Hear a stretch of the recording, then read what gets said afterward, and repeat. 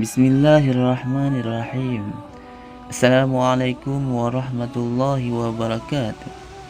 Syukur Alhamdulillah kita bisa berjumpa lagi di channel ini. Salawat dan salam selalu dan tetap tercurahkan kepada junjungan kita Nabi Muhammad sallallahu alaihi wasallam. Allahumma salli ala sayyidina Muhammad wa ala ali sayyidina Muhammad. Harapan dan doa-doa saya, semoga saudaraku semuanya selalu diberikan kesehatan, dilapangkan rezekinya, diampuni dosa-dosanya, dan dipanjangkan umurnya. Amin ya rabbal alamin. Sahabat beriman yang dirahmati Allah, setiap manusia pasti akan menemui kematian. Allah Subhanahu wa ta'ala menjelaskan dalam Al-Quran, setiap yang bernyawa akan mati, hanya kepada Kamilah kamu dikembalikan. Quran Surat Al-Ankabut ayat 57. Setelah manusia meninggal, maka akan berhadapan dengan alam kubur. Apakah mendapat nikmat ataukah ditimpa azab kubur? Imam Ibnul Qayyim dalam kitabnya Ar-Ruh menerangkan bahwa banyak hal yang menyebabkan seseorang ditimpa azab kubur di dalamnya. Secara umum manusia diazab karena kejahilan mereka tersebut terhadap Allah Ta'ala, tidak melaksanakan perintahnya dan melanggar larangannya. Allah tidak akan mengazab ruh yang mengenalnya, lagi mencintainya, melaksanakan perintahnya dan meninggalkan larangannya. Barang siapa yang menjadikan Allah marah dan murka, lalu dia tidak bertaubat dan mati dalam keadaan demikian, maka dia akan mendapatkan azab di alam barzah sesuai dengan kemurkaan Allah Subhanahu wa ta'ala. Sahabat beriman yang dirahmati Allah, sampai kapan azab kubur terus menerus tertimpa pada pelakunya? Utsmani berkata, azab kubur bagi orang kafir terjadi terus menerus, tidak akan terputus. Mereka adalah orang-orang yang terus menerus dalam azab kubur sampai datangnya hari kiamat dan dimasukkan mereka ke dalam neraka Jahannam. Bagi orang-orang yang beriman yang berbuat maksiat kepada Allah Subhanahu wa ta'ala, akan mengazabkan mereka dengan sebab dosa-dosa mereka. Di antara mereka ada yang diazab terus menerus, ada yang panjang masanya, dan ada pula yang tidak tergantung dari dosa mereka serta ampunan Allah Subhanahu wa ta'ala kepada mereka. Berikut di antara sebab-sebab seseorang ditimpa azab kubur. Yang pertama, kekafiran dan kemusyrikan. Allah Subhanahu wa ta'ala berfirman, bagaimana azab yang menimpa Fir'aun dan bala tentaranya, dan Fir'aun beserta kaumnya dikepung oleh azab yang amat buruk kepada mereka, dan dinampakkan pada mereka pada pagi dan malam, yaitu terjadinya hari kiamat. Lalu diperintahkan kepada malaikat, masukkanlah Fir'aun dan kaumnya ke dalam azab yang sangat keras. Quran Surah Al-Ghaffar ayat 45. Yang kedua, manusia munafik. Orang yang rajin ibadahnya ketika di hadapan orang lain, namun bermaksiat ketika dia tidak ada yang melihatnya, merasa tidak diawasi oleh Allah. Ini adalah di antara ciri-ciri orang munafik yang kelak akan ditimpa siksa kubur, sebagaimana Allah berfirman mengenai munafiknya orang-orang Badui pada zaman Rasulullah. Allah Subhanahu wa ta'ala berfirman, di antara orang-orang Arab Badui yang tinggal di sekelilingmu ada orang-orang munafik, dan juga di antara para penduduk Madinah mereka keterlaluan dalam kemunafikannya. Kamu Muhammad tidak mengetahui mereka.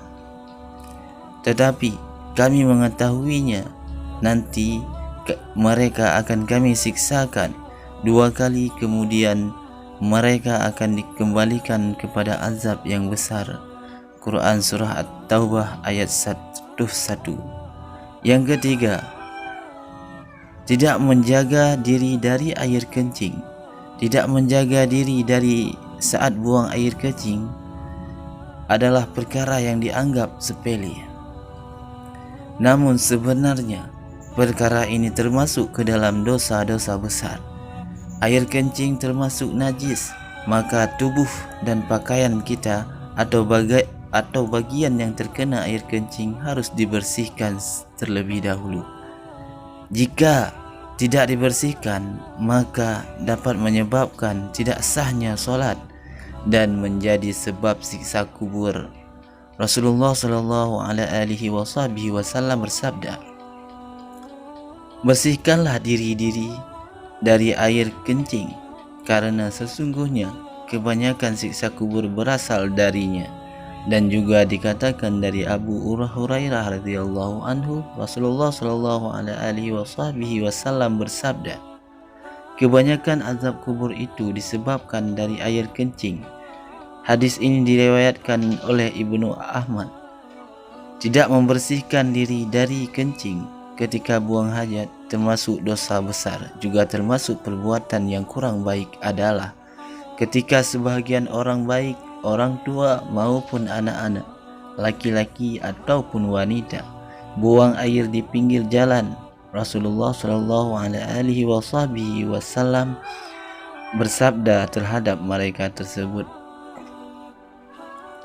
"Jagalah dirimu dari 3 tempat yang membawa laknat untukmu: buang hajat di tempat berkumpulnya air, di jalan raya, dan di tempat bernaung." Hadis riwayat Abu Daud.